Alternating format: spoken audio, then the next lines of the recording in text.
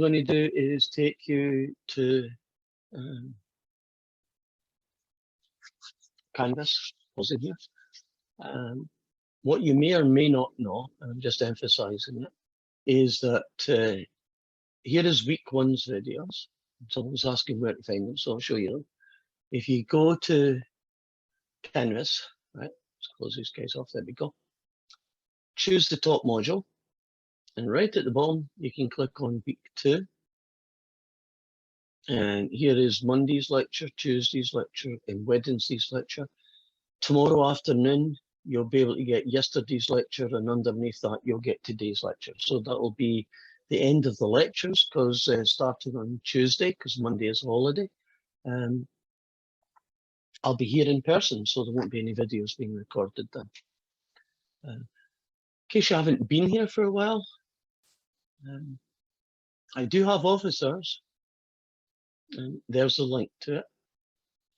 And it says it's a Zoom link, but I'll actually physically be in my office. That's room 111, building 8, right across from tutoring. And just drop in, ask whatever it is you want to ask, and off you go. If you can't make it physically, click on the Zoom, and I'll be able to do it in my office as a Zoom meeting. It's a little bit harder for the Zoom office thing to work, because my computer in my office doesn't have all the cool stuff I've got in my home office, which is where I am right now. So I don't have that extra camera, and I can't do a whiteboard, but that doesn't matter. I'll do my best. So there's your officer. Also, since I will be physically here on Tuesday, there we go, Project 1.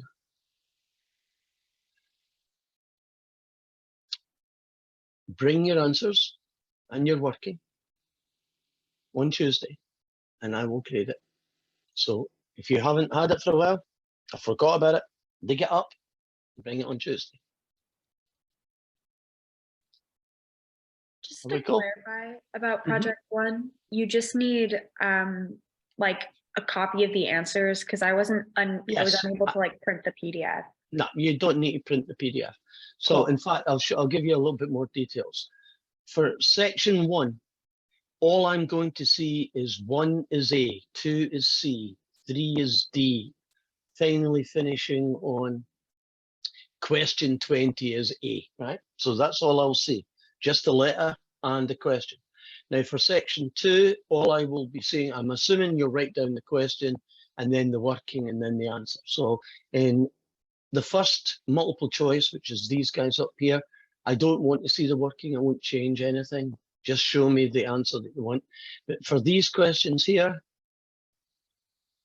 I want to see the working. So for in this one here, you're probably going to have to draw a graph of some kind and put it in. You don't need to print this out. You can just do your, on normal paper, the way you would usually do homework back in school days. And that's what I need. Are we comfortable with that? We're good? Okay. And if you click on class resources, and that's where Desmos is hiding, but I'll try and add to that when I can. And obviously there's college resources, which is all the things the college can do for you, the kind of technology you can borrow, and so on and so forth. So starting on Tuesday, this class will become a little bit less technology, because I'll be physically here and I'll be teaching the lesson, the good old-fashioned in-person version. But your homework and your online tests are still going to be in WebAssign, so you'll still have that component. But that's fine. If you don't have very good access, why don't you, I suggest that you use the labs in Math Building and Building 8, or any of the labs you like, and do your work there. And, it's done. You can do it before you go home. Is there any general questions that you need answered before we start our next topic, section 2.2? Okay. Yes, I did have a question. Sorry. Are we going to be having meetings on Saturday and Sunday? No. Okay, thank you. Your weekends are all yours. Although you'll probably be doing homework and things, but that'll be on your own time, not any fixed time. Right, so let's get this show on the road. Should be a quick day today. We're really just finishing off section 2.2, and we're going to be looking at what's called properties of functions, and there are really only three things I want to deal with. I want to do another example of, here's the graph, and give the, well, tell me if it's a function, yes or no, but then get the domain and range. The second one we've touched on, I want to do another one of those, which is sketching a family of functions. And the third one is new stuff. How do you sketch a function that's made up of the absolute value of some other thing, f of x? How do we sketch it? How do we draw them, and so on? So let's start with the first one, which is this guy. Oops, that's from there. Okay, let's look at this function. If you are being asked, is it a function or not, we have a test called the vertical line test. So basically, you imagine drawing vertical line, and if the curve only cuts in one spot, not two, but one, no matter where you draw the vertical line, you have a function. And if you have a function, it will have a domain and it will have a range.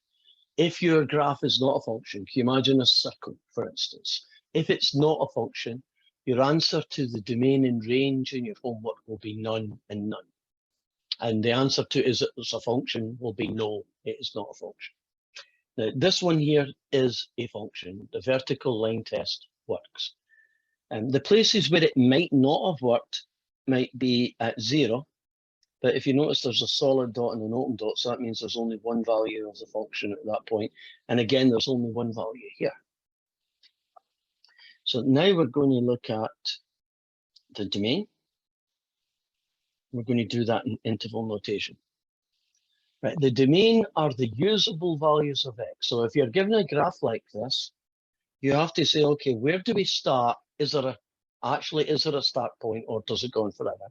Well, you see that nice solid dot means that's it. That's the end of the line. It stops here.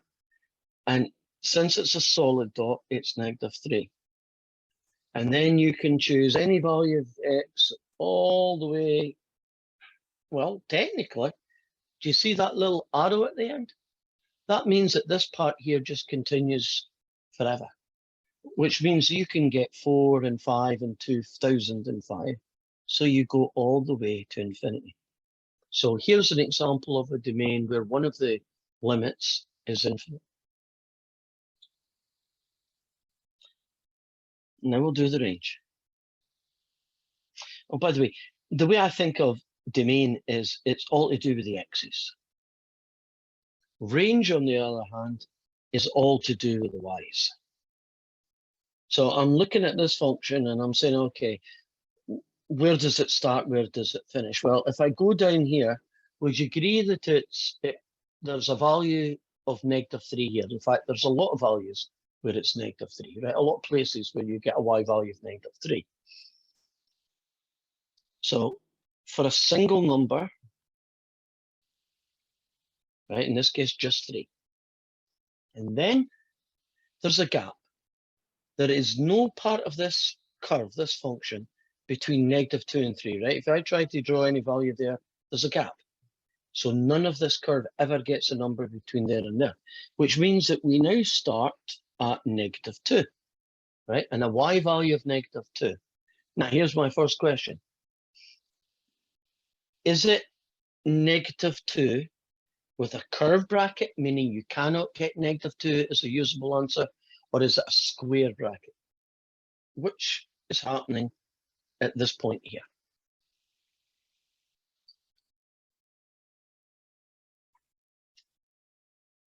Curved bracket, meaning you cannot use -2 as part of your answer, or square bracket, meaning you can.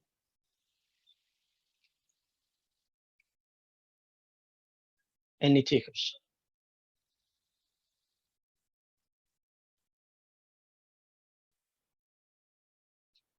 Okay, here it goes. This is a clue. Do you see that circle?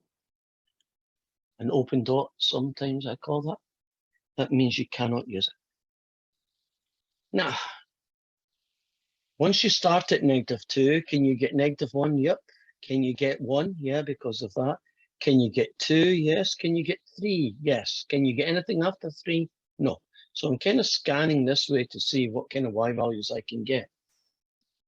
Well, I know it's -2 and it finishes at 3. And the same question I asked at this side, I'm now going to ask again.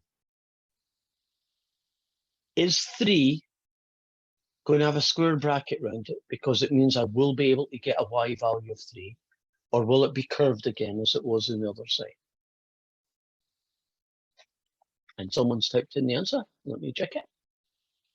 You are bang on, Elise. Is that? So, domain and range. Now, these questions involve you having a picture to get the answer. In a previous section, we did domain and range using algebra. You know, like if it was a polynomial, the domain would be all real numbers, that kind of thing. And when it was range, typically you would plug it into Desmos and get your answer that way. And so that's kind of the end of that question. The second thing I want to do today is called family of functions. And we have done this already, but I think it's a good idea to do more than one. So we have a function x cubed, and the family that we're going to generate is x take away c all cubed. And the values of c are going to be plus and minus 2, plus and minus 1, and 0. So if I put -2 in, x take away -2 gives me x plus 2 cubed. And then the next one is going to be x plus 1 cubed. And typically when you make c equals 0, you get the building block function, which is that guy. And if you then put in 1, you get x take away 1 cubed. And lastly, you get 2. You get that. And we call this a family of functions. It's a family of x cubed functions. And the next bit is really just going to Desmos, doing all those guys, and then in your homework, there'd be like 5 or 4 pictures, and one of them should look like one we're about to do right now. So let's see if I can simplify my workload a little bit. Can I do y equals? I can. Okay, so y equals x add 2 brackets cubed. Now, since most of these functions are going to look like that guy, and I don't want to have to rewrite it all the time, what I could do is just a whole load of duplicates and then change each one. So this one is going to be x plus 1.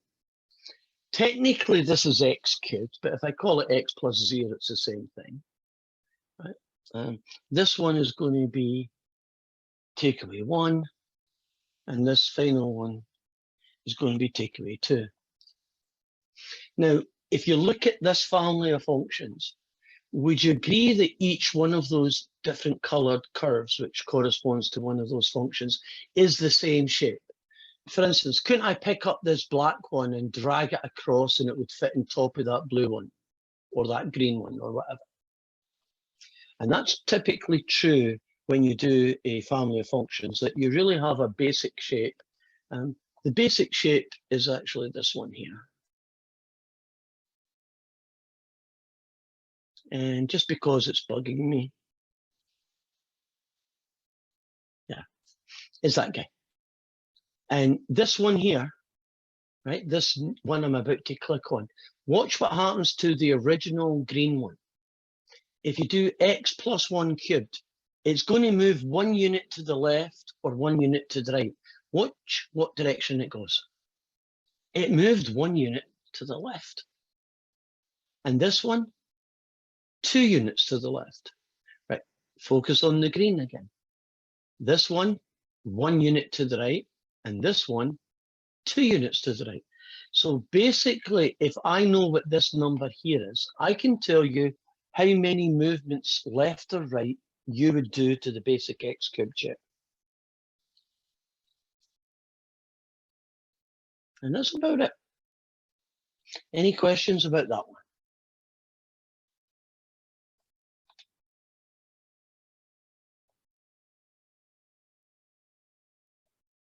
I don't know if this is a good sign or a bad sign. When I don't get questions, it makes me worry that you just don't know anything, which I doubt very much, I'm sure you do. Or everything went fine. So let's be an optimist. Everything went fine. So what's the last thing we're going to look at? We're simply going to find a sketch of y equals the absolute value of f of x. Now, if I give you a graph of what f of x looks like, which is this guy here, and I asked you to use it to graph this function,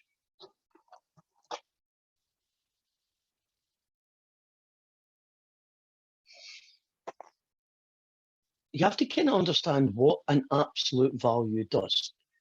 It takes the answer, whatever it might be, 2 or -2, and you find the absolute value. It makes it positive. So this piece of the curve that's here, the one I'm doing, I think I should do it in green. This one here that I'm doing in green, all the values of y here are positive. So I know that that is the same thing. Now, over here, this piece going upwards, all these y values are positive, so their absolute value is going to be the same. It's going to go like that. Now, this piece of the curve, the y values are negative numbers. Now, if you stick an absolute value around -2, you get +2. And an absolute value around -1, you get +1. The net effect is that the shape looks like that. Now, this piece here, all these values are negative. So when you do the absolute value, you're essentially reflecting in the x-axis, which means you're going to have the same value but pluses. And so you end up with that guy. So this is what the absolute value of f of x looks like. The pieces of the curve that are above the x-axis are unchanged. The pieces of the curve which are below the x-axis, so that makes them negative, those pieces get reflected in the x and become positive numbers. So this guy becomes this one, and this guy going this way becomes that one. How are we doing with that? Are we good? We could do this. This might help me.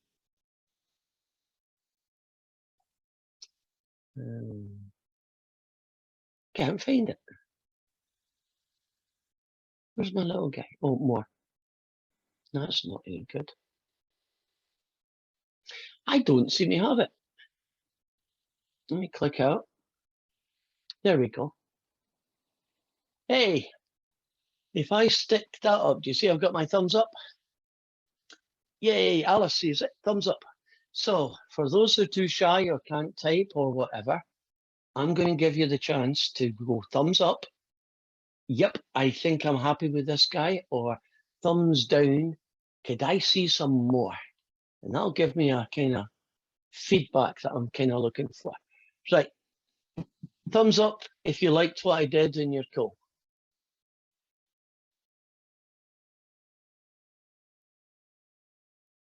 Okay, thumbs down if you want to see another one.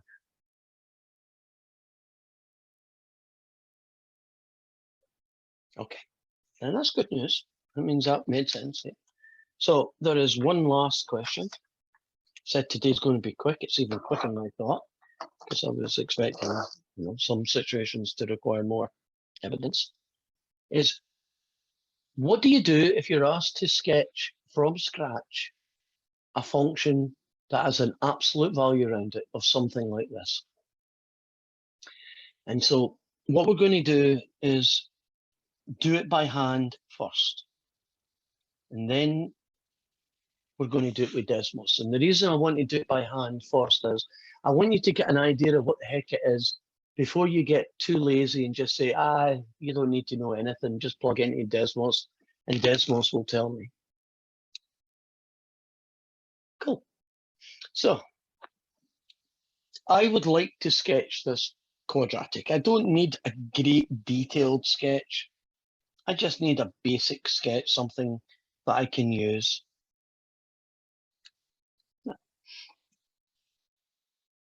-4 is actually going to be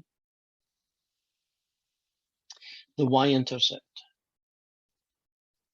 And you can tell that because if you want to know where something crosses the y-axis, just make x 0, essentially make x disappear. Now, next thing I'm going to do to help me sketch this is I'm going to factor it as x minus 4, x plus 1. And what that gives me are called the x-intercepts. So this is x equals 4, and this gives me another x-intercept at -1. So I'm going to go -4. And not -4, 4. -1, right? There. That guy's not there. There. And +4. There we go. That guy there. And I know that x squared minus 3x plus 4 basically looks like a happy face. So this particular graph isn't hugely accurate, but it is accurate enough to do what I need. So it's going to come down, it's going to turn somewhere about here, and then it's going to go back up. So find the x and y intercepts. If you know a little bit about the shape, join them up. Very, very crude picture, but it's good enough for my needs. Now, I want to do the inverse of this function. I could probably draw another one down here, but I'm going to be lazy since I've set it up. This piece of the curve is above the x-axis, so it's going to be exactly the same. It's not going to change. So this guy is. And won't this guy turn into that guy? So if I make it all one color,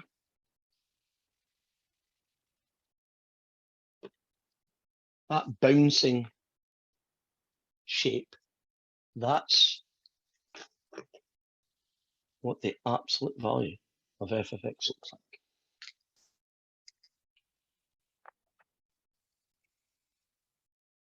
Are we good for that? Things looking good, guys?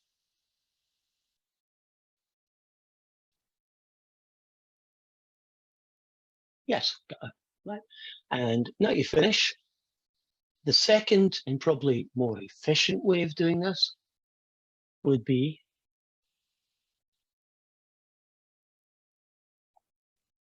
to plug it in to Desmos. And I'm going to do it in 2 steps. The first one is x squared, take away 3x, take away 4. Which, if I shrink it a little bit, that's pretty much what I did, isn't it? If you think back to what I did in paper. And now I'm going to take this guy, and I'm going to do an absolute value. Now, there is down here in the keyboard an absolute value function. Do you see it there?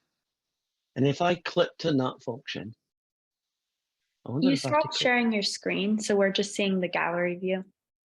Thank you. Can you see it now? Yes, we can. Okay, so let me pretend I didn't do that.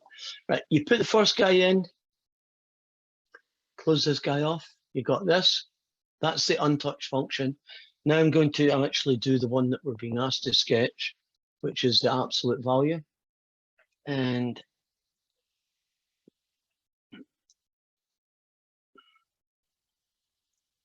there we go. If you just type in EBS, it does absolute value for it. It's a little bit less hassle. Now, can you see the blue guy is exactly what I had? Remember my guy was green, but isn't it? Bounce off the bottom and go. And if you wanted to see the red guy, it's on top of this guy and it curves. So for instance, if I take the blue out the way, can you see it? Before, after, before, after. And we now have an absolute value function. I think we're finished today. So we have a very short day today. I'm going to hang about at the end and I'll use that time to help you, any of you that need help with your homework. So if you've got some homework questions that are bugging you, and we can do it straight after this class, just stay where you are and I'll try and help you. Otherwise, last name, bye-bye, and I look forward to seeing you all on Tuesday. And it'll be fun. Thank I'm you. looking forward to it. Bye-bye. You're welcome. Thanks so much. Have a great weekend. You too. So anybody has any homework questions, just hang about for a few and I will try and help you. I was just going to ask about project 1. Do you still want us to turn that in on Turn Monday? it in, I know yeah, you're talking turn about it in on Tuesday when I physically see Oh. you. Okay, yeah. I'll see you then. Turn it, Thank you. see you then, turn it in Tuesday. Bye. Bye-bye.